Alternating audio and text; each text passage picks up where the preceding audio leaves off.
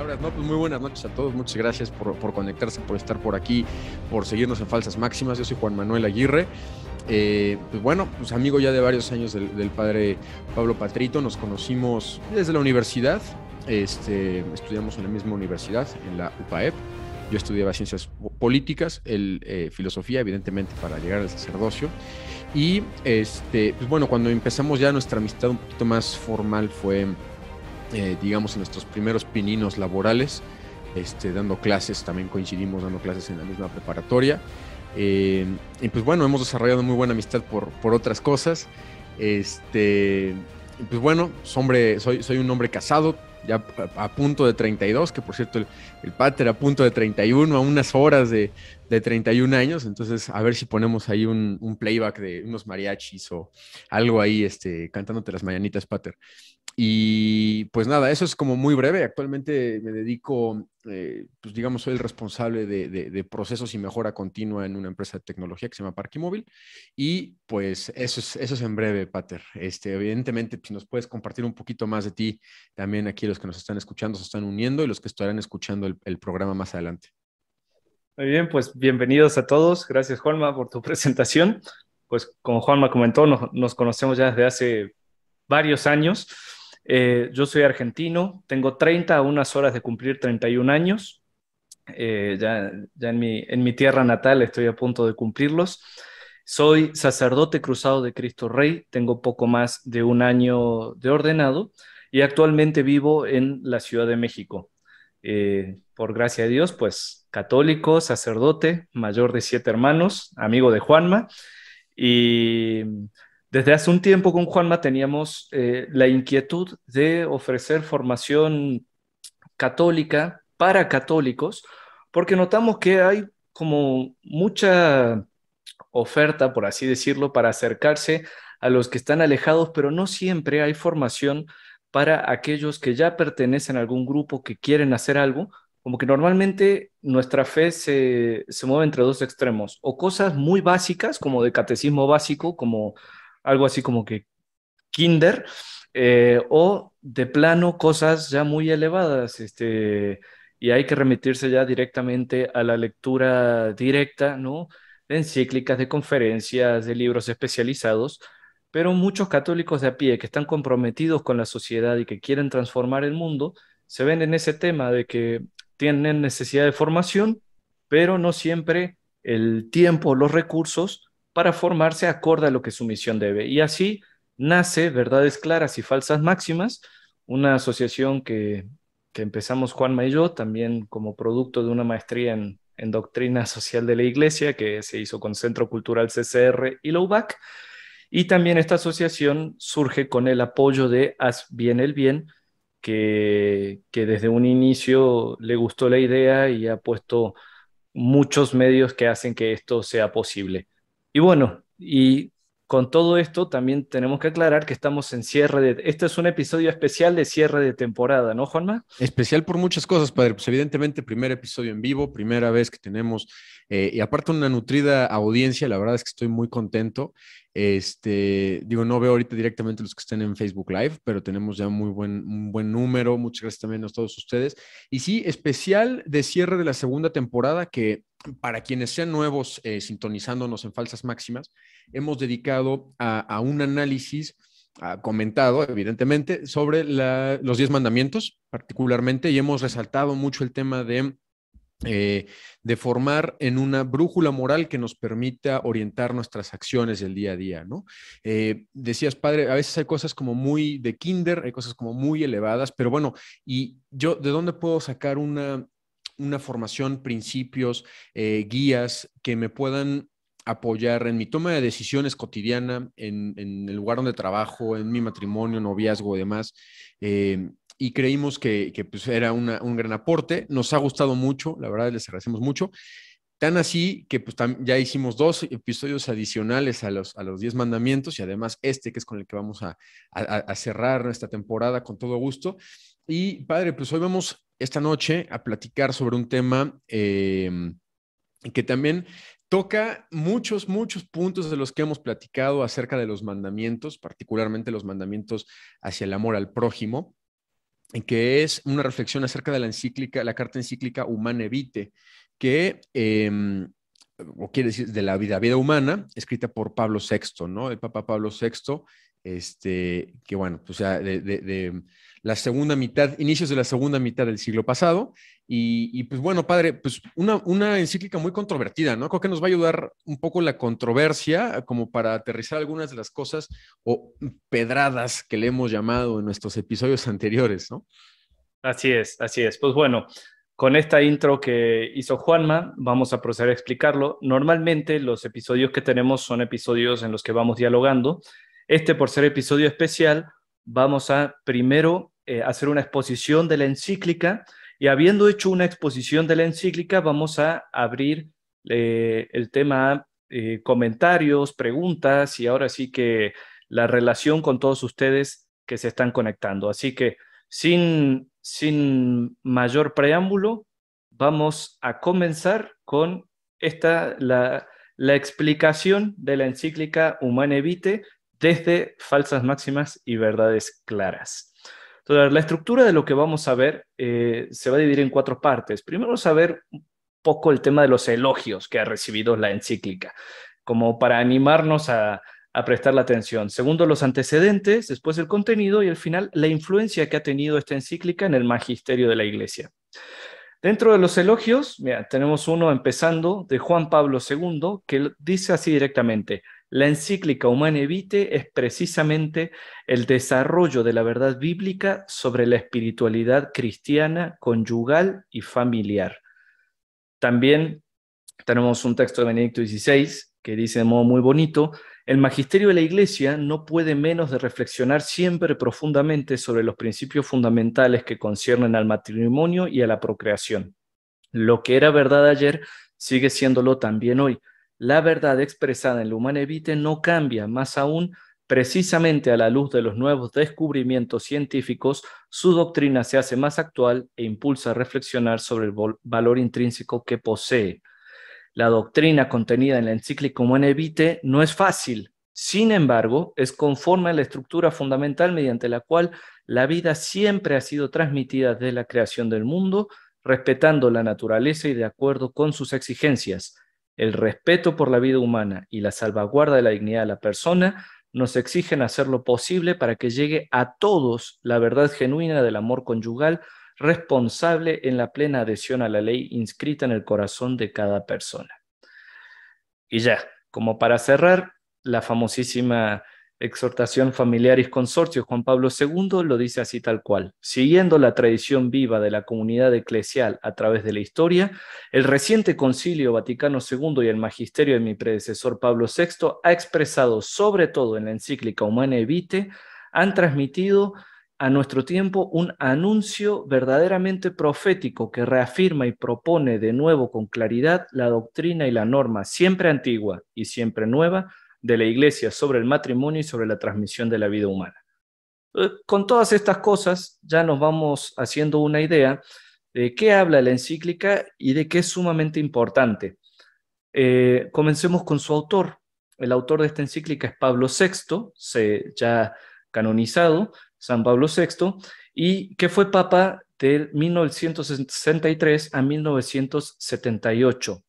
Tuvo muchos escritos y discursos, y dentro de sus escritos resaltan estas encíclicas: la Ecclesiam Suam, que habla de la iglesia en el mundo contemporáneo; la Mense Maio, que habla de rezar a la Virgen el mes de mayo de 1965, y ahora vamos a comentar por qué esto es relevante; la Mysterium Fidei, sobre la doctrina y el culto a la Sagrada Eucaristía; la Christi Matri, para rezar a la Madre de Cristo en octubre del 66; la Populorum Progressio, que es un gran hito en la historia de las encíclicas sociales de la doctrina social de la Iglesia, que es sobre la necesidad de promover el desarrollo de los pueblos; la Sacerdotalis Celibatus, sobre el celibato sacerdotal; y finalmente la Humanae Vitae, que es su última encíclica publicada en 1968.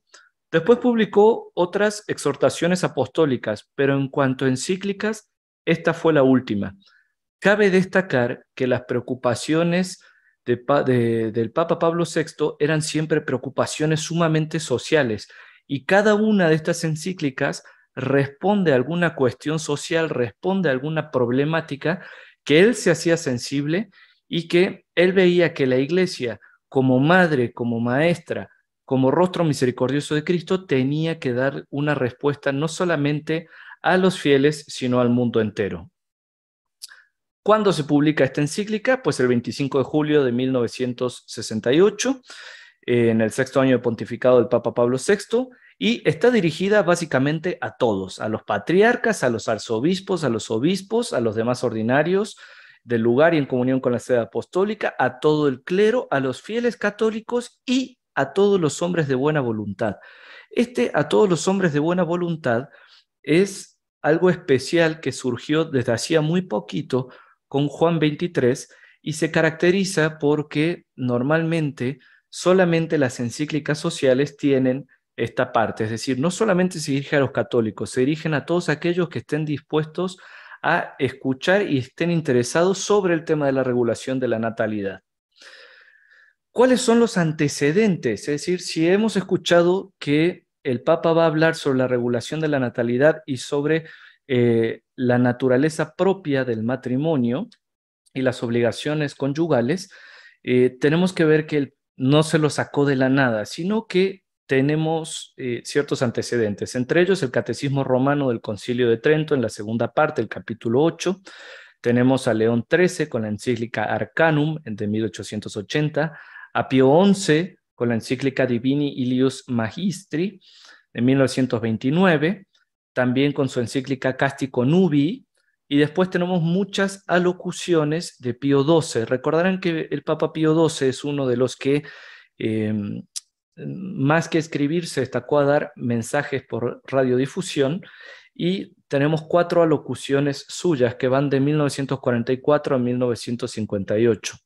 Finalmente, las 3 inmediatas, dentro del contexto de lo que el Papa Pablo VI quiere hablar, tenemos la encíclica Mater et Magistra de Juan 23, tenemos el Código de Derecho Canónico y tenemos promulgado pocos años antes, y tenemos, propiamente hablando, el Concilio Vaticano II, particularmente la Constitución Pastoral Gaudium et Spes, a la cual Pablo VI hará numerosas referencias. ¿Cuál es el esquema de la encíclica? Esto, los que lo están siguiendo en sus casas, por favor, le pido que puedan tenerlo presente porque es lo que va a guiar el resto de la plática. Hay primero un posicionamiento, una apuesta a decir desde qué perspectiva se va a abordar el tema del matrimonio y de la natalidad. Después se van a abordar el tema de los cambios sociales que llevan a escribir esta encíclica, la situación, el planteamiento y la reflexión magisterial respecto a estos cambios sociales. Después se va a dar propiamente la respuesta que el Papa, en cuanto vicario de Cristo, quiere dar, que la va a dar en 2 partes. Primero una parte muy doctrinal, como muy técnica, pero después va a dar una valoración moral, y al final va a dar directivas pastorales, o como él dice, el consuelo. Entonces, primero es el posicionamiento. Como parte del posicionamiento, Pablo VI empieza del punto de partida de que existe el deber de transmitir la vida humana, que hay problemas de conciencia que las nuevas situaciones sociales generan, y que lo que él va a hablar es una materia que se relaciona con la vida y la felicidad de los hombres. Entonces, transmitir la vida humana es un deber de derecho natural, pero querer transmitir la vida humana genera ciertos problemas. ¿Por qué? Porque por esos años empezaron las primeras pastillas anticonceptivas. Entonces el gran planteo era cómo estar abiertos a la vida, y si se puede regular o no la natalidad dentro del matrimonio utilizando métodos artificiales. Y al final, a lo que a Pablo VI le interesa mucho es que no está solamente hablando en abstracto, o podríamos decir hablando de moralismos, sino que él sabe que la respuesta que la Iglesia dé respecto a esto se juega la felicidad y la plenitud de vida tanto de las personas en individual como de los matrimonios. Es realmente una encíclica, para empezar, profética, porque previó problemas que hoy en día estamos teniendo y soluciones que podríamos haber tomado, pero además de ser profética, profundamente social, porque se busca atender una cuestión de la primera célula social, que es el matrimonio, pero además una encíclica profundamente pastoral, porque se interesa por la felicidad de aquellos a los que les va a llegar esta doctrina. Después del posicionamiento, ¿no? Empieza a contar la situación, es decir, qué cambios sociales han ocurrido y cómo está la situación. Entonces son, primero, el rápido desarrollo demográfico que se empezó a dar en la segunda mitad del siglo XX, después de las guerras mundiales. Además, dice, hay una situación real, hay una dificultad de tener un número elevado de hijos por las condiciones de trabajo o de vivienda, o por las exigencias económicas y educativas. Además, ha cambiado la consideración de la mujer y de su lugar en la sociedad. La mujer comienza a trabajar y el valor del amor conyugal y el significado de los actos conyugales están siendo cuestionados ya a nivel social. Recordemos también que es la época de la liberación sexual, así llamada, donde también tiene mucho lugar no solamente los métodos artificiales de anticoncepción, sino también la pornografía. Y además existe en esa época, dentro de la situación de cambios sociales, un progreso en el dominio de la naturaleza, y la extensión de ese dominio llega incluso hasta las leyes que regulan la transmisión de la vida. Esto de modo muy resumido. Recuerden que quienes tengan preguntas pueden irlas apuntando y al final abriremos el espacio. Ante esta situación se hace, se hace un planteamiento como obligatorio, ¿no? En vistas a la armonía de los esposos y a su mutua fidelidad. Miren desde qué perspectiva el Papa está hablando. Dice, vale la pena revisar las normas éticas vigentes, porque decirle a los matrimonios que no pueden utilizar métodos anticonceptivos artificiales implica sacrificios heroicos. Entonces, se mantiene la apertura a la vida, aun cuando en actos concretos se cierre. Ese es otro planteo que se hace. Se puede aplicar el principio de totalidad, y ante esto quiero hacer una aclaración, porque uno de los argumentos que se decían como en favor de poder utilizar métodos anticonceptivos era somos un matrimonio abierto a la vida en general, aunque no se podrá tener algunos actos sexuales en donde artificialmente estemos cerrados en la vida, aun si en su conjunto se puede. Y también otro de los planteos era si se puede justificar la anticoncepción artificial desde el amor conyugal o desde la paternidad responsable. Es decir, en función del amor conyugal verdadero y en función de la paternidad responsable, ¿se puede utilizar la anticoncepción artificial? No sería conveniente. Y ante estos planteos generales, dice, bueno, va a ser necesario poner los principios de doctrina moral del matrimonio. Si vamos a preguntarnos sobre estas cosas, necesitamos tener en claro qué es el amor conyugal, qué es la paternidad responsable y cuáles son los actos conyugales. Propiamente hablando, nosotros ya le decimos los actos sexuales dentro del matrimonio. Entonces, ante esta situación, ocurre justamente esto. Lo primero que se pregunta el Papa es cuáles son los principios de la doctrina moral del matrimonio. Hay que recordar que la doctrina moral del matrimonio está contenida en dos ámbitos: en la ley moral natural, pero también en la ley moral revelada. Y el Papa aclara algo que es muy importante para tener en cuenta. Es algo que se ha venido viendo desde una comisión de estudio que había encargado Juan XXIII desde 1963. Es decir, estos problemas él no los está abordando porque estaba aburrido en la Ciudad del Vaticano, hacía mucho calor y dijo, bueno, voy a escribir una encíclica sobre cómo deben tener los esposos sus relaciones sexuales y si deben estar abiertos o no a la vida. No, desde el 63 había una comisión encargada por Juan XXIII estudiando esto, y dice algo muy importante. En el seno a la comisión no se había alcanzado una plena concordancia de juicios acerca de las normas morales a proponer, y sobre todo porque habían aflorado algunos criterios de soluciones que se separaban de la doctrina moral sobre el matrimonio propuesto por el magisterio de la Iglesia con constante firmeza. Es decir, los papas habían pedido a una comisión que estudiara el problema, la comisión no se terminaba de poner de acuerdo y había gente dentro de esa comisión que incluso proponía soluciones que no iban acordes a todos los antecedentes que la Iglesia ya había enseñado sobre la plenitud matrimonial y sobre los actos conyugales. Ojo, la historia se repite. No por pertenecer a una comisión del Vaticano quiere decir que uno es fiel a la doctrina. Y por eso el Papa agarró y dijo, pues entonces a mí me toca, con maternal solicitud, hacerme cargo de esto y pronunciarme de un modo definitivo. Entonces, ¿cuál es la respuesta magisterial? La respuesta magisterial, en primer lugar, recordarán que después vienen las directrices doctrinales, es una invitación que él hace a observar y a respetar la ley divina referente al matrimonio.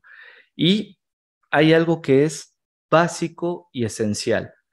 Dice, el problema de la natalidad, el problema de la concepción, no es un problema meramente biológico. Dice, hay que considerarlo a la luz de una visión integral del hombre y de su vocación natural y terrena, sobrenatural, y eterna.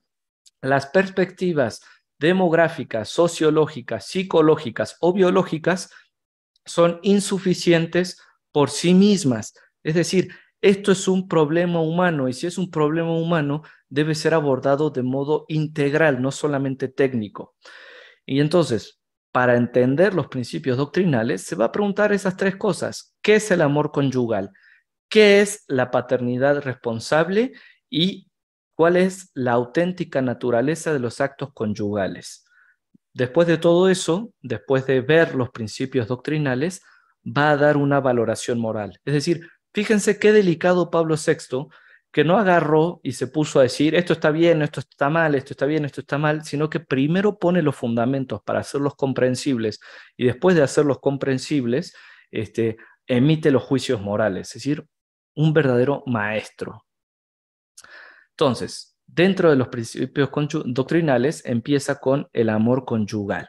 Dice, el parámetro del amor conyugal está en Dios que es amor. La regla, el barómetro para medir cómo debe ser el amor conyugal está en un Dios que es amor. Y empieza con estas tres cosas básicas. Primero, el matrimonio es una institución del Creador para realizar en la humanidad su designio de amor. Segundo, los esposos tienen una donación personal recíproca por la que se perfeccionan y su fin es colaborar con Dios en la generación y educación de nuevas vidas. Esto que está diciendo no es nuevo, la Iglesia ya lo venía enseñando, pero vale la pena tenerlo presente. Hay una donación personal recíproca por parte de los esposos. Por esta donación personal recíproca se perfeccionan y además colaboran, se convierten en procreadores con Dios, generando nuevas vidas y educándolas. Es decir, son parte de la providencia de Dios en la historia. Y además aclara que para los bautizados está la dignidad del sacramento. El sacramento matrimonial representa la unión de Cristo y de la Iglesia. Vale la pena aclarar algo para este punto, y es lo siguiente. El Papa está hablando tanto del matrimonio como institución natural, como de institución sobrenatural y sacramental. Es decir, los principios que acá se van a enunciar son válidos para todo matrimonio, en cuanto unión de varón y mujer estable para toda la vida, aunque ciertamente cuando ha sido elevado a dignidad sacramental obtiene los beneficios de la gracia. Pero estas dos cosas están presentes tanto en la encíclica como en la mente del Papa a la hora de hacer estas distinciones. Ahora, el amor conyugal tiene ciertas notas características y ciertas exigencias. Y la verdad es que están preciosas. Entonces vamos a irlas mencionando y citando algo de la encíclica. Dice, la primera característica es que el amor conyugal es un amor plenamente humano. y por ser plenamente humano es tanto sensible como espiritual. Es un acto de la voluntad libre destinado a mantenerse y a crecer mediante las alegrías y los dolores de la vida cotidiana, de forma que los esposos se conviertan en un solo corazón y en una sola alma y juntos alcancen su perfección humana. Otra característica es un amor total y se ama al otro no por lo que recibe, sino se ama al otro por sí mismo y con el gozo de poder entregarse, abro cita, de una forma, y es una forma singular de amistad personal con la cual los esposos comparten generosamente todo, sin reservas indebidas o cálculos egoístas. Fin de cita. La tercera característica es que es un amor fiel y exclusivo hasta la muerte, que es algo connatural y genera una felicidad profunda y duradera. Y además es un amor fecundo, no se agota en la comunión de los esposos, los hijos son considerados como el fruto de ese amor. Y esto lleva entonces a el siguiente principio doctrinal, que es considerar la paternidad responsable. Entonces, ¿qué es la paternidad responsable? Ante todo, es una misión. Es la misión de transmitir la vida, es la responsabilidad de ser co-creadores o procreadores con Dios en su designio de salvación. Y la paternidad responsable se puede ver desde, como es algo humano, se ve también desde todas las dimensiones de lo humano. Desde los procesos biológicos, abro cita, significa el conocimiento y respeto de sus funciones, y la inteligencia descubre en el poder de dar la vida leyes biológicas que forman parte de la persona humana. Desde el instinto y las pasiones, la paternidad responsable comporta el dominio necesario que sobre aquellas han de ejercer la razón y la voluntad. Desde las condiciones físicas, económicas, psicológicas y sociales, la paternidad responsable se pone en práctica ya sea con la deliberación ponderada y generosa de tener una familia numerosa, ya sea con la decisión tomada por graves motivos y en el respeto a la ley moral de evitar un nuevo nacimiento durante algún tiempo o por un tiempo indefinido. Esto significa que la paternidad responsable involucra tanto el procurar nacimientos o el evitar nacimientos de un modo temporal o indefinidamente. También y sobre todo, la paternidad responsable se debe contemplar desde el orden moral objetivo, desde la recta conciencia. Y acá se dice lo siguiente: el ejercicio responsable de la paternidad exige, por tanto, que los cónyuges reconozcan plenamente sus propios deberes para con Dios, para consigo mismo, para con la familia y la sociedad, en una justa jerarquía de valores. Fin de cita. Es decir, la transmisión de la vida comporta una moralidad donde los esposos no pueden proceder arbitrariamente y la conducta sexual debe seguir la intención creadora de Dios, manifestada por la naturaleza del matrimonio, de sus actos y además enseñada por la Iglesia. Ahora, después de haber tratado el tema del amor conyugal y de la paternidad responsable, se toca el tema de las relaciones sexuales, de los actos conyugales propiamente hablando. Y saber, en sí mismos son honestos y son dignos. Y no cesan de ser legítimos si se prevén infecundos. Fíjense, probablemente cuando el Papa dijo me voy a pronunciar sobre esto, muchos podrían haber tenido el tabú de que la iglesia iba a ver el sexo como algo cochino, pero no, lo primero que dice el Papa es las relaciones sexuales dentro del matrimonio, los actos sexuales son en sí mismos honestos y dignos, y no cesan de ser legítimos si se prevén infecundos, porque están ordenados a expresar y consolidar la unión matrimonial. Ahora, hay dos aclaraciones en la Humanae Vitae número 12 y número 16 respectivamente. La Iglesia, sin embargo, al exigir que los hombres observen las normas de la ley natural interpretada por su constante doctrina, enseña que cualquier acto matrimonial debe quedar abierto a la transmisión de la vida. Y la Iglesia es la primera en elogiar y en recomendar la intervención de la inteligencia en una obra que tan de cerca asocia a la criatura racional a su creador, pero afirma que esto debe hacerse respetando el orden establecido por Dios. ¿Qué quiere decir esto? Se pueden prever relaciones sexuales que no estén directamente orientadas a la transmisión de la vida. Pero esta previsión debe ser de un modo orgánico, por así decirlo, respetando las leyes de la ley natural que hay en el ser humano y utilizando la inteligencia y la voluntad no en la técnica que altere al ser humano, sino sobre el ser humano para que teniendo control y dominio de sí, pueda tener actos sexuales plenos.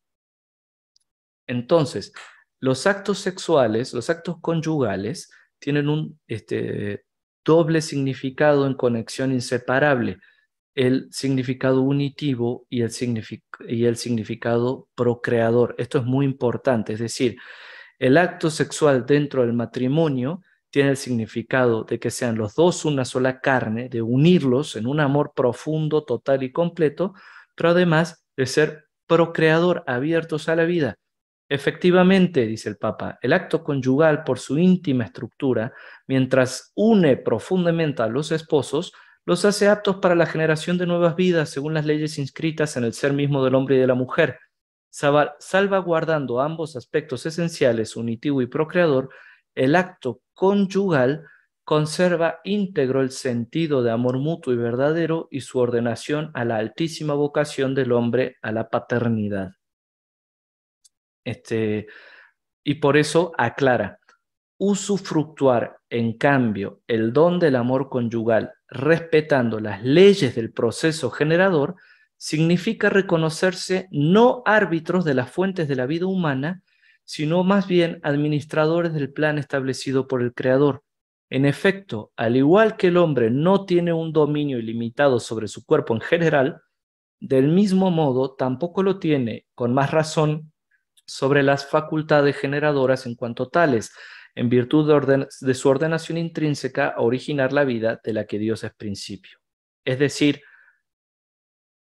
así como nosotros no somos dueños absolutos de nuestro cuerpo y no podemos hacer con nuestro cuerpo todo lo que queramos, sino que encontramos que hay una ley natural, natural y divina, que nos dice, ¿no? O sea, cómo nuestro cuerpo se dignifica, cómo nuestro cuerpo llega a la plenitud.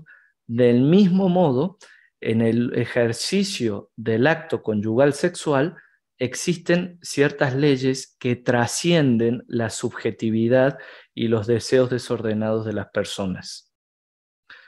¿Por qué? Porque los actos conyugales deben ser un verdadero acto de amor.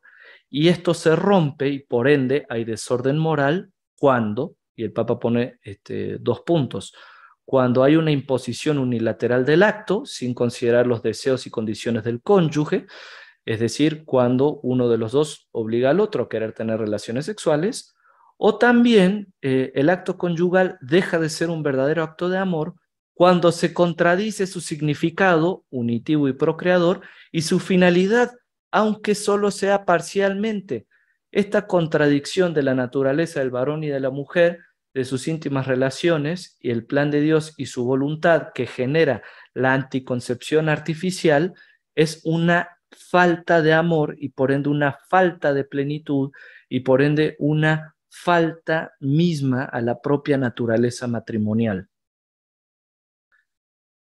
Con estos principios que mencionó el Papa, viene ya la valoración moral. Entonces, primero va a decir lo que es ilícito, después lo que es lícito, después va a ser como una especie de disclaimer, o sea, va a decir, güey, hay cosas que se parecen, pero son de diferente especie, y al final va a ser como que una reducción al absurdo, es decir, va a hablar de qué pasaría de las consecuencias de los métodos de la regulación artificial de la natalidad en distintos ámbitos. Y ahí vamos a ver cómo tenía toda la razón. Bueno, vamos entonces ahora con los juicios del Papa. Primero, es ilícito. ¿Qué es ilícito? 1.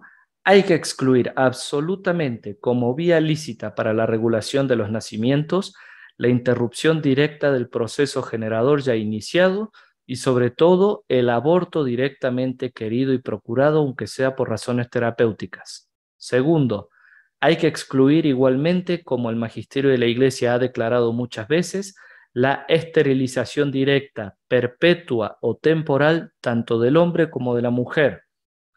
Tercero, queda además excluida toda acción que, o en previsión del acto conyugal, o en su realización, o en el desarrollo de sus consecuencias naturales, se proponga como fin o como medio hacer imposible la procreación.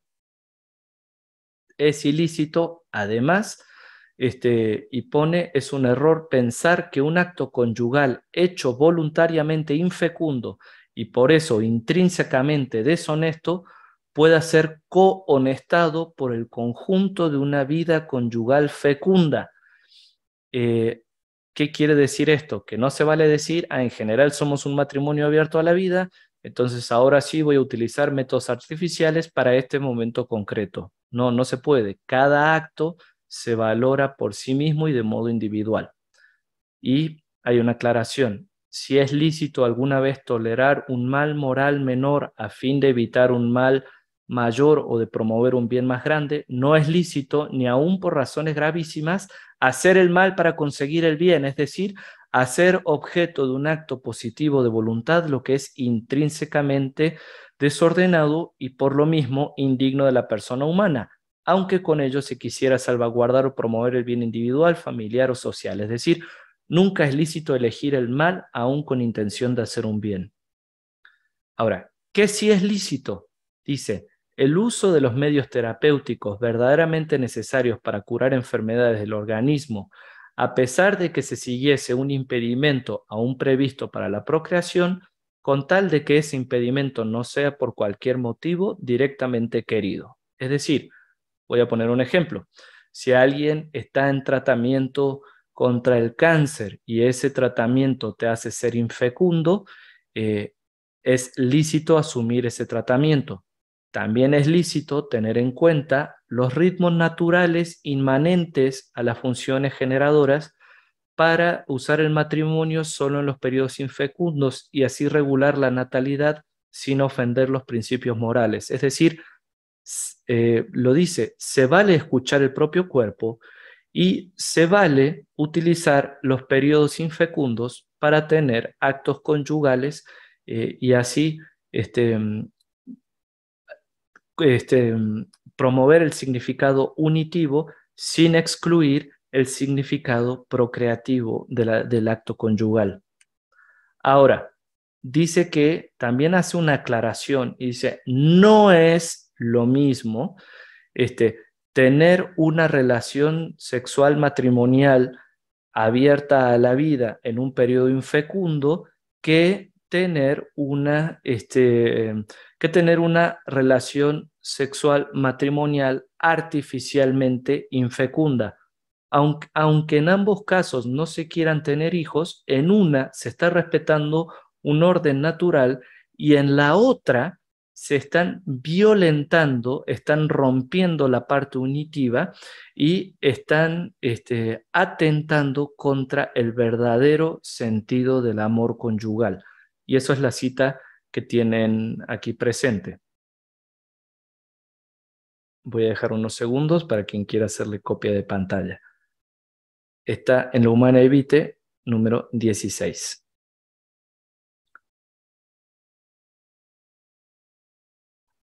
Ahora, ¿cuáles son las consecuencias de los métodos de regulación artificial de la natalidad que veía Pablo VI? Es un argumento que se llama reducción al absurdo, se utiliza mucho en lógica, que es decir, vamos a tomar este argumento y vamos a llevarlo hasta las últimas consecuencias a ver qué pasaría. Y dice, bueno, a ver, en primer lugar, si aceptamos la regulación artificial de la natalidad, se abriría un camino fácil y amplio que abriría la puerta a la infidelidad conyugal y a la degradación general de la moralidad, especialmente de los jóvenes a los que de por sí les cuesta seguir normas morales, es decir, promoviendo la promiscuidad.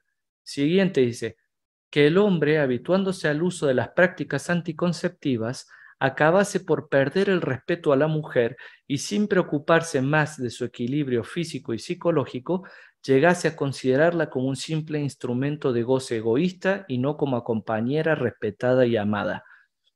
Ya lo decía él. Siguiente, otra consecuencia sería el abuso de las autoridades públicas. Y decía, dejar a merced de la intervención de las autoridades públicas el sector más personal y más reservado de la intimidad conyugal.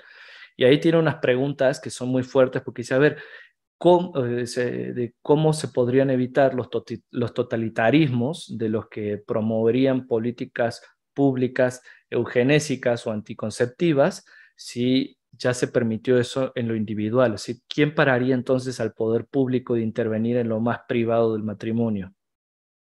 Sí. Por lo tanto, si no se quiere exponer al arbitrio de los hombres la misión de engendrar la vida, se deben reconocer necesariamente unos límites infranqueables a la posibilidad de dominio del hombre sobre su cuerpo y sus funciones, límites que a ningún hombre privado o revestido de autoridad es lícito quebrantar, y tales límites no pueden ser determinados sino por el respeto debido a la integridad del organismo humano y de sus funciones, según los principios antes recordados y según la recta inteligencia del principio de totalidad ilustrado por nuestro predecesor, el Papa Pío XII. Además, termina diciendo algo. Dice, miren, la Iglesia sabe que es signo de contradicción al decir estas cosas, pero no por eso va a dejar de proclamar la ley moral, natural y evangélica de la que es depositaria e intérprete. Dice, esto es algo difícil de seguir, pero no por ser algo difícil de seguir, nosotros tenemos que dejar de anunciarlo. Y ahí dice unas palabras como muy bonitas, como muy sentidas, muy pastorales, de las cuales acá tiene un extracto que dice lo siguiente: al defender la moral conyugal en su integridad, la Iglesia sabe que contribuye en la instauración de una civilización verdaderamente humana. Ella compromete al hombre a no abdicar la propia responsabilidad para someterse a los medios técnicos. Defiende con esto mismo la dignidad de los cónyuges. Fiel a las enseñanzas y al ejemplo del Salvador, ella se demuestra amiga sincera y desinteresada de los hombres a quien quiere ayudar ya desde su camino terreno a participar como hijos a la vida del Dios vivo, Padre de todos los hombres.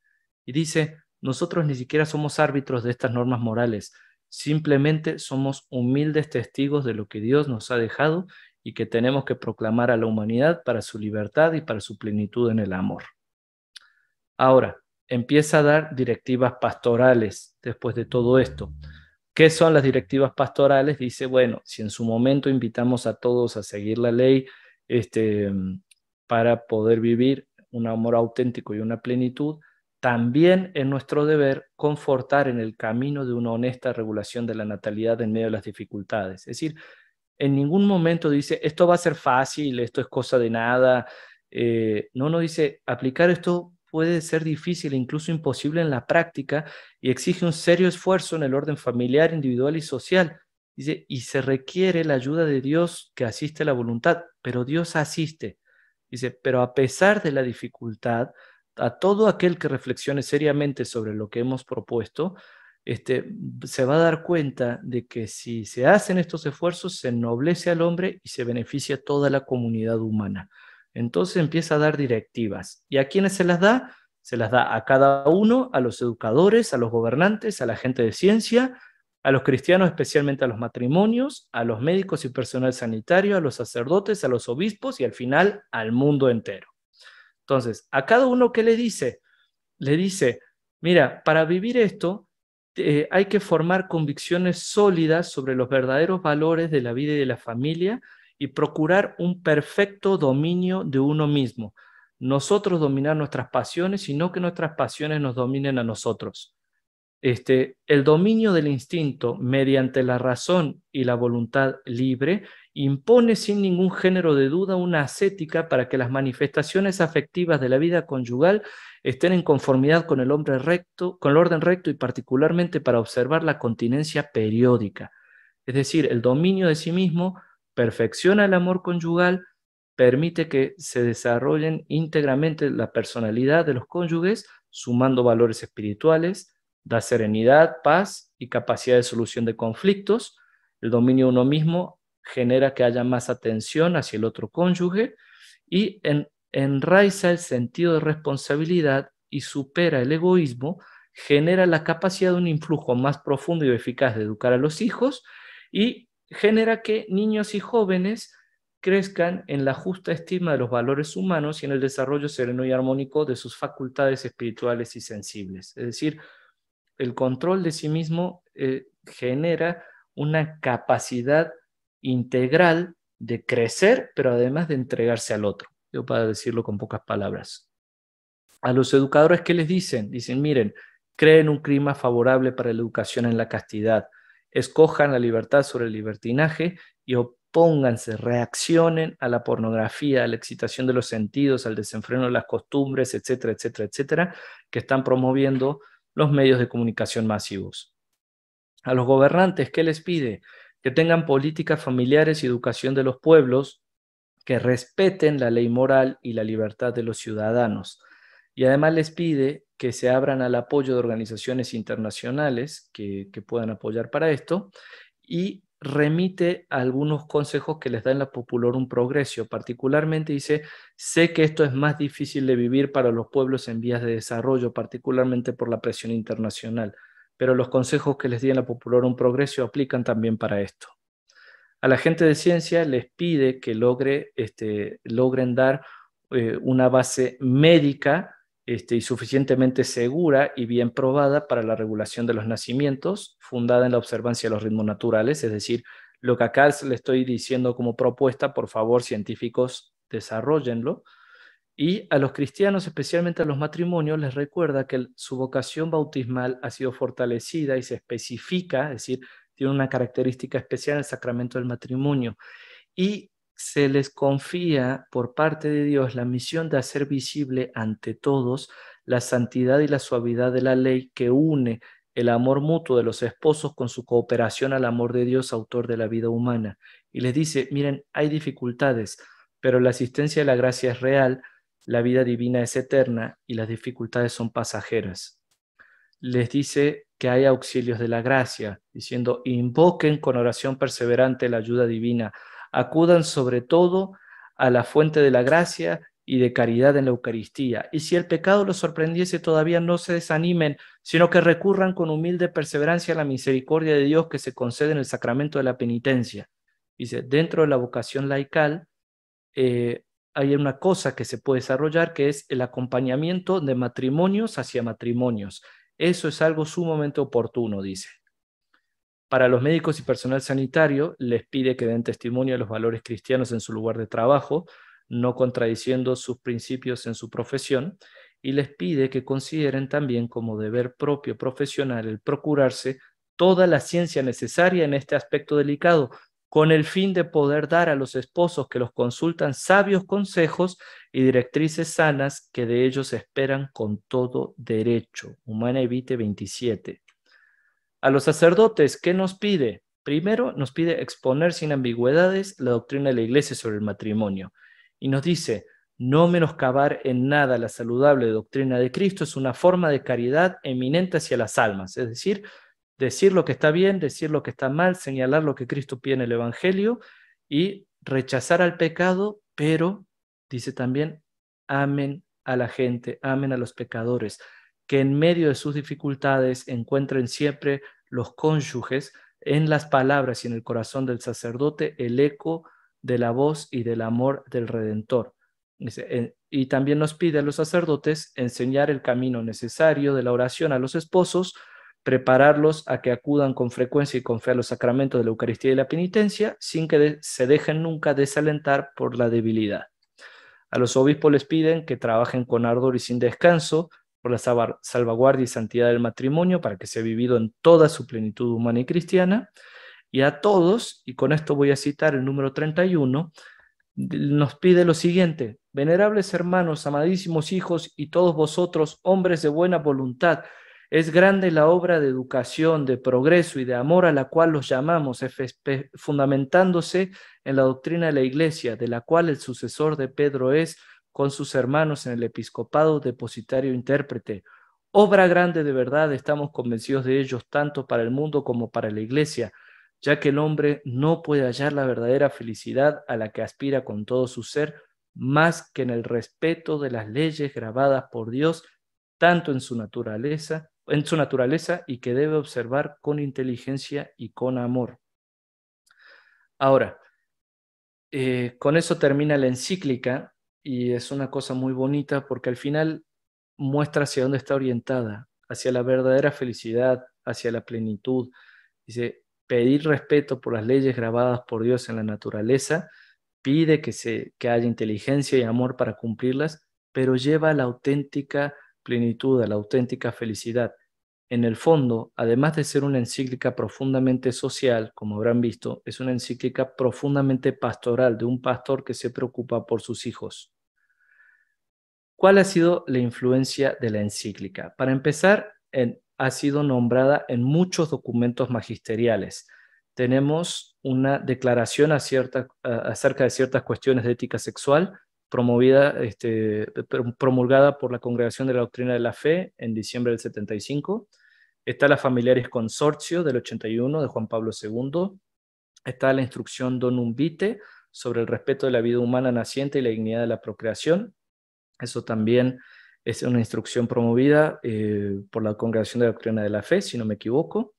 Se menciona también en la Veritatis Splendor de Juan Pablo II, que es una encíclica fundamental para tratar el tema moral, y en la Evangelium Vitae, también de Juan Pablo II. Ahora, además de su influencia en las encíclicas morales, tuvo una influencia profundísima en lo que Juan Pablo II llamó las catequesis sobre la redención del cuerpo y la sacramentalidad del matrimonio, hoy llamado teología del cuerpo. El mismo Juan Pablo II no lo llamaba teología del cuerpo y le parecía que la teología del cuerpo era algo más amplio. Él prefería llamarlo así, la redención del cuerpo y la sacramentalidad del matrimonio.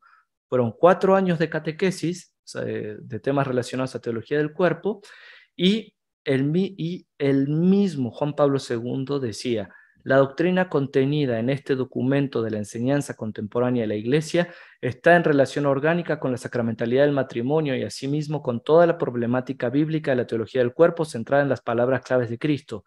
En cierto sentido, puede decirse que todas las reflexiones sobre la redención del cuerpo y de la sacramentalidad del matrimonio, es decir, lo que hoy se conoce como la teología del cuerpo de San Juan Pablo II, constituyen un amplio comentario a la doctrina contenida en la misma encíclica Humanae Vitae. Es decir, las últimas 16 catequesis de Juan Pablo II sobre la redención del cuerpo y la sacramentalidad del matrimonio, o, repito, como lo que hoy se conoce como la teología del cuerpo de Juan Pablo II, las últimas 15 catequesis se las dedicó a las enseñanzas del Humanae Vitae. Entonces, es un comentario y una profundización de algunos aspectos que habían quedado abiertos o que necesitaban profundizarse, y Juan Pablo II se dedicó a retomarla, a agarrar los principios y continuar sobre ello. Es decir, vio un pozo con agua y siguió cavando para obtener todavía más agua. Aquí en pantalla tienen el nombre de las catequesis y cuándo fueron hechas. Entonces, ahí tienen las primeras 5, ahí tienen las siguientes 5. Le voy a dar unos segundos más para que puedan verlo, tomar copia de pantalla. Y las últimas 5. Es decir, todo lo que abordó Pablo VI en la Humanae Vitae fue retomado y desarrollado por Juan Pablo II. Ahora, vamos a hacer algunos comentarios finales que me parece que valen mucho la pena. Un comentario final es uno que hizo Juan Pablo II en una de estas catequesis de teología del cuerpo. Y es fuerte, pero es muy bonita. Dice: si alguien cree que el concilio y la encíclica no tienen bastante en cuenta las dificultades presentes en la vida concreta, es porque no comprende las preocupaciones pastorales que hubo en el origen de tales documentos. Preocupación pastoral significa búsqueda del verdadero bien del hombre, promoción de los valores impresos por Dios en la propia persona, es decir, significa la puesta en acto de aquella regla de comprensión que intenta siempre el descubrimiento cada vez más claro del designio de Dios sobre el amor humano, con la certeza de que el único y verdadero bien de la persona humana consiste en la realización de este designio divino. Esto lo dijo en una audiencia general en 1984. Otra cosa que dijo fue que la encíclica Humanae Vitae nos permite trazar un bosquejo de espiritualidad conyugal. Se trata del clima humano y sobrenatural donde, teniendo en cuenta el orden biológico y a la vez basándose en la castidad sostenida por el Donum Pietatis, se plasma la armonía interior del matrimonio en el respeto a lo que la encíclica llama el doble significado del acto conyugal que hemos mencionado. Esta armonía significa que los cónyuges viven juntos en la verdad interior del lenguaje del cuerpo. La encíclica Humanae Vitae proclama la inseparable la conexión entre esta verdad y el amor. Y finalmente quiero cerrar con un pasaje que es un discurso del Santo Padre Benedicto XVI eh, para gente que estaba en un congreso sobre el Humanae Vitae, y es no solamente sobre la encíclica, sino sobre cómo se complementa con otra cosa, pero al final nos habla de la encíclica. Este año, como bien sabéis, se celebra el 40 aniversario de la encíclica Humanae Vitae y el 25 de la promulgación de la Carta de los Derechos de la Familia, presentada por la Santa Sede el 22 de octubre de 1983, este pasaje del 2008. Estos dos documentos están idealmente unidos entre sí, porque si el primero, es decir, la Humanae Vitae, subraya con fuerza, yendo con valentía contracorriente con respecto a la cultura dominante, la calidad del amor de los esposos no manipulado por el egoísmo y abierto a la vida, el segundo pone de relieve los derechos inalienables que permiten a la familia fundada en el matrimonio entre un hombre y una mujer ser la cuna natural de la vida humana. Es decir, en pocas palabras, ¿de qué dice Benedicto XVI a un congreso sobre la familia en el 2008? Que yendo contra lo que todo el mundo decía, la Humanae Vitae buscaba darle y asegurar la calidad del amor de los esposos, no manipulado por el egoísmo y que estuviera abierto a la vida. Es decir, una cosa impresionante y bellísima. Hasta este punto acaba la exposición de lo que es la Humanae Vitae. Para hacer un resumen, hemos visto los antecedentes doctrinales de la encíclica, el contenido mismo, que se divide en análisis del panorama general del mundo, respuesta a ese panorama, eh, principios doctrinales y también principios morales, y al final consejos pastorales para vivirlo bien. Evidentemente esto es un resumen, así que mucho de la riqueza queda perdida, pero me parece que vale la pena subrayar esto. Esta encíclica busca que la gente pueda alcanzar la plenitud del amor conyugal eh, sin dejarse dominar por el pensamiento de la época, por los egoísmos, por las presiones políticas nacionales e internacionales, y buscando sobre todo lo que podríamos llamar un acto conyugal orgánico, es decir, relaciones sexuales matrimoniales de un modo orgánico y de un modo pleno. Hasta aquí acabo yo. Muchas gracias por esta horita de paciencia y los devuelvo a mi querido amigo Juanma. Muy bien, Pater, ¿no? Pues muchas gracias por compartirnos también tú llamas resumen, pero me parece que es algo un estudio sesudo de lo que nos transmite la encíclica. La verdad es que también recomiendo que le puedan dar seguimiento directamente los que nos acompañan aquí. Digo, es una encíclica pues, accesible en cuanto a la extensión y, pues, bueno, invitarles también a revisarla directamente. Mira, Pater, aquí tenemos un par hasta el momento, algunas personas ya se han ido motivando aquí a escribir algunas preguntas. Tenemos una pregunta escrita, tenemos una mano levantada. Y pues bueno, invitar a los que siguen por acá. Todavía una audiencia nutrida, tienes buen ángel, Pater. Eh, que puedan compartirnos algunas dudas. Ahorita es el momento de que las puedan ir escribiendo. Si alguien se siente con el ánimo también de hablar directamente, de manifestar su pregunta de manera verbal, pues también puede levantar su manita. Por ahí tenemos una manita también levantada. Y bueno, a ver, vayamos un poco por partes. Me gustaría tomar primero una pregunta, Pater, que tenemos por aquí escrita. La verdad es que yo, como soy un poco ignorante, no reconozco tanto la referencia, pero nos dice Alfonso, dice, el amor conyugal no tiene que ver en gran mayoría con la definición de Primera de Corintios. Si quieres, no sé, ilustrarnos un poquito con respecto a eso. Ok. para los que no sabemos qué dice esa primera carta de a los Corintios. Es una muy buena pregunta, gracias Alfonso, y sobre todo con la instrucción del matrimonio. Claro que sí, el amor conyugal tiene mucho que ver con la carta a los Corintios. Particularmente hay un pasaje que se escoge mucho en los matrimonios, que es el amor es servicial, el amor es paciente, el amor no guarda rencores, etcétera, etcétera, etcétera. Es un pasaje muy bonito y también tiene que ver con con la carta a los Efesios sobre cómo el amor conyugal es reflejo del amor entre Cristo y la Iglesia. La encíclica no se detiene particularmente a analizar por los fines de la encíclica el pasaje de la carta a los Corintios. Eso lo va a hacer posterior, bueno, se hace en otras partes del magisterio.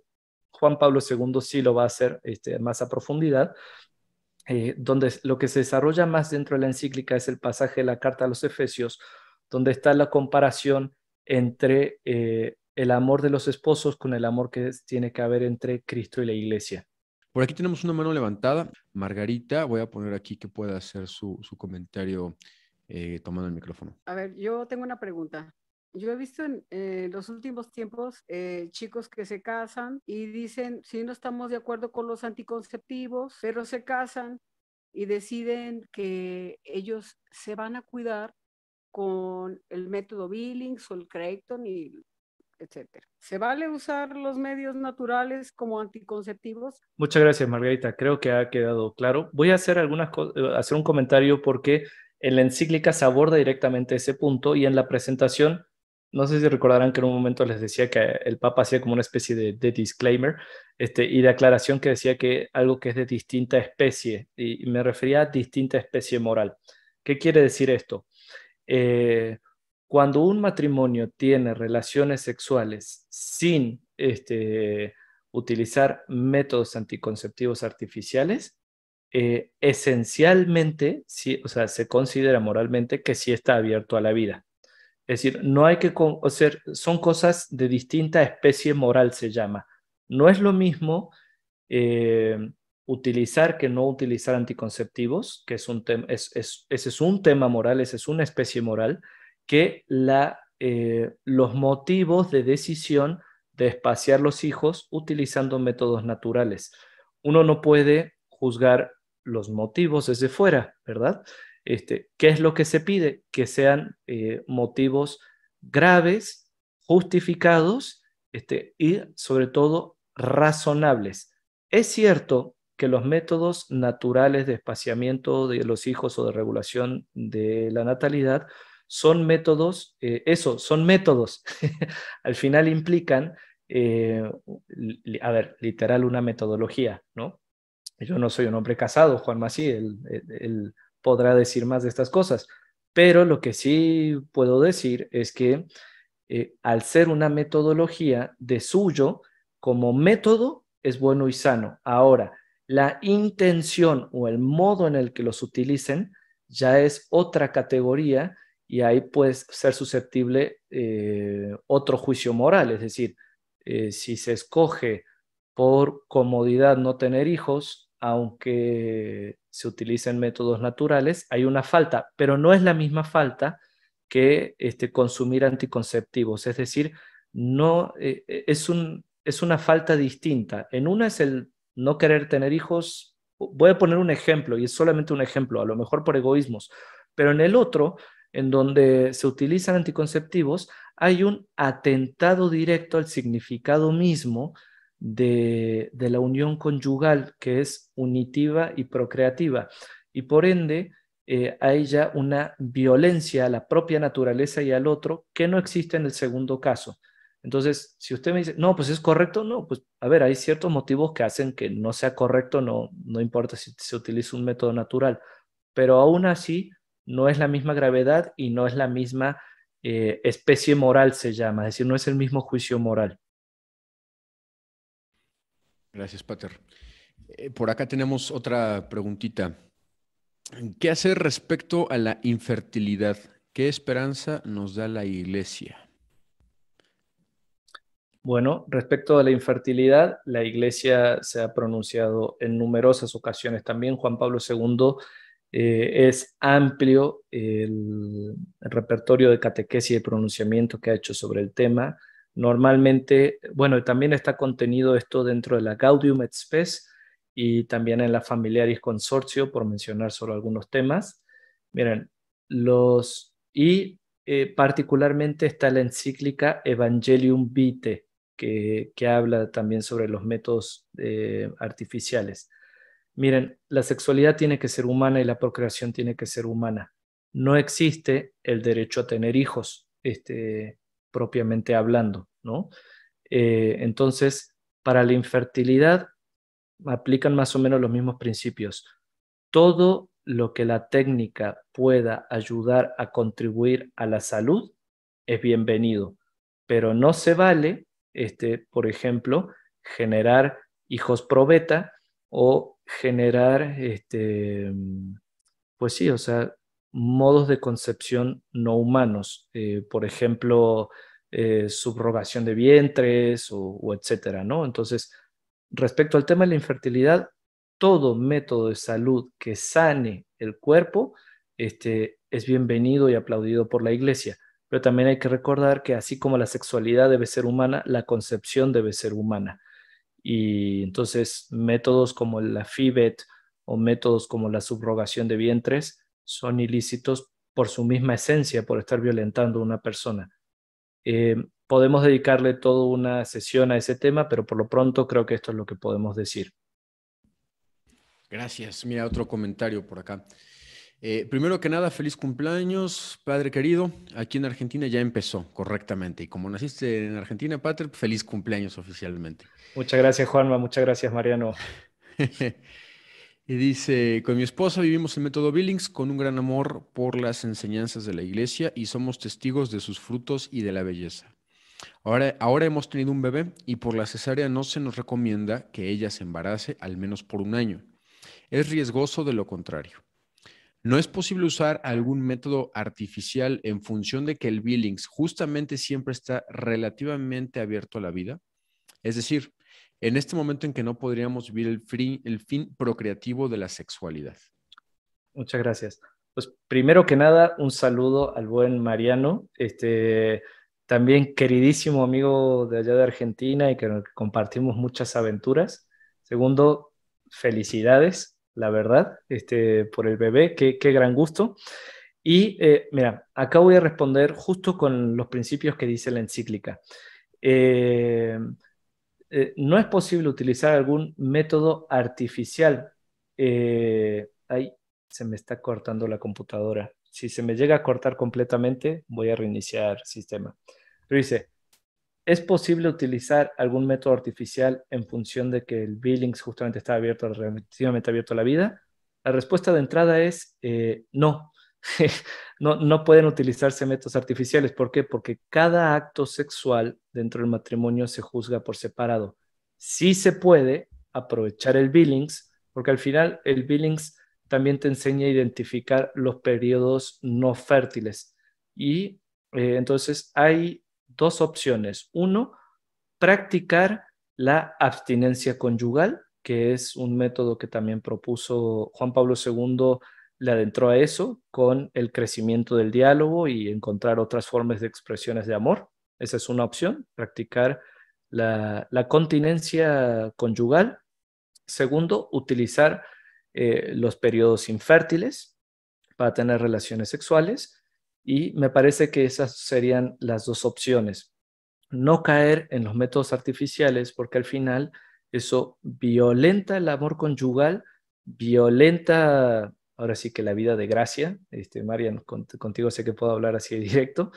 Y, y además no tendría y además muchos métodos artificiales terminan más afectando que ayudando. Creo que con esto respondo a la pregunta, Marian. Gracias, padre. Tenemos un par más de preguntillas. Yo creo que con estas dos estamos muy bien para ir cerrando. Tenemos una que dice, ¿puede un sacerdote dispensar, aquí no, como que hubo un problema con el texto, dice, ¿puede un sacerdote dispensar para el G, la pareja, pueda usar métodos anticonceptivos para evitar problemas matrimoniales y o por problemas de salud? Creo que viene un poco de la mano del anterior, ¿no, Pater? Sí, a ver, primero, un sacerdote no puede dispensar lo que es de ley natural y de ley divina. O sea, los sacerdotes no somos dueños de la moral. Y si algún sacerdote llega y dice, te doy permiso para pecar, ese sacerdote está condenando su alma al infierno. Este, entonces, la iglesia es clara, Pablo VI ha sido claro, ni siquiera, dice Pablo VI, ni siquiera somos árbitros de esto, somos humildes testigos para permitir que las personas lleguen a la salvación. Entonces, no. Ningún sacerdote puede dispensar para dar anticonceptivos. Si buscas sacerdotes que te digan sí, sí puedes, hazlo sin problemas, los vas a encontrar. Pero recomiendo no hacerlo porque lo que está en juego es la salvación del alma. De acuerdísimo. Y la otra que teníamos dice, ¿en qué debemos hacer los católicos ante las nuevas legislaciones en México, donde hoy el matrimonio puede ser con personas del mismo sexo? ¿Qué hacer con las nuevas disposiciones sobre la libre elección del género? ¿Quedará grabada esta exposición y podemos usarla en algún grupo parroquial de matrimonios? A ver, José Andrés, sí esto va a quedar grabado, sí puede utilizarse. Los invitamos a que se suscriban a Falsas Máximas en Spotify, por una parte, y por otra también en YouTube. Esto se va a subir. Las preguntas que estás haciendo escapan un poquito del tema, pero también hay que recordar, aprovecho eso para recordar algo. Eh, los actos conyugales son los actos sexuales entre un varón y una mujer dentro de un matrimonio natural, establecido, constante, permanente y exclusivo. Entonces, así un país reconozca uniones homosexuales y le ponga el nombre de matrimonio, esos no son actos conyugales porque carecen del significado unitivo y carecen del significado procreativo. Eh, Me parece que hasta ahí va a ser un poquito la respuesta. ¿Qué debemos hacer los católicos en la vida pública? Actuar.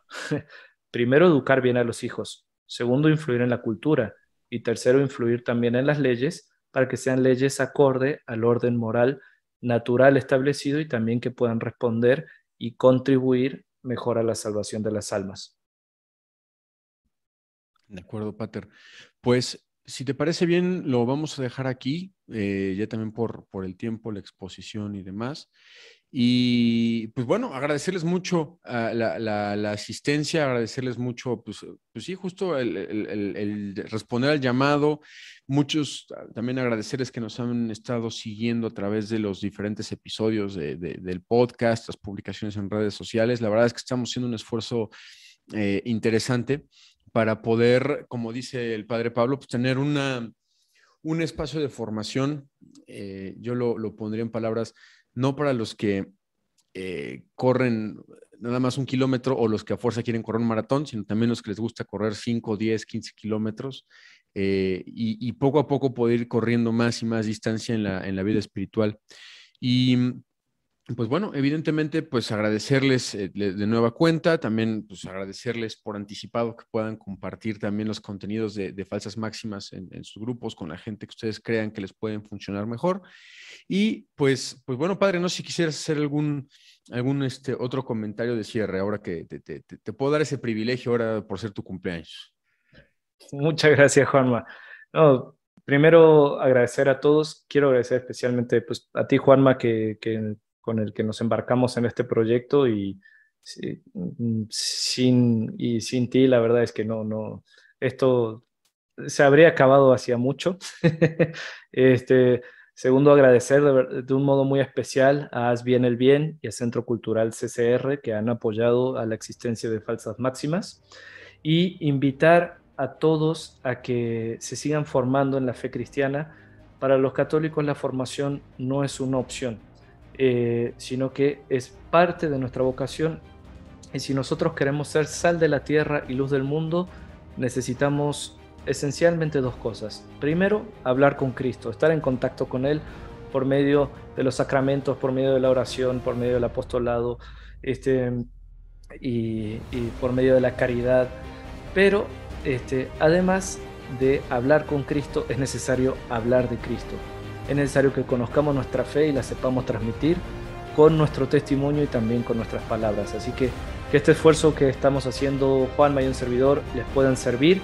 Esténse atentos a las siguientes pláticas, a los siguientes episodios y pues también cuenten con nuestras oraciones y nosotros nos encomendamos a las suyas. Gracias a todos y que viva Cristo Rey. ¡Viva!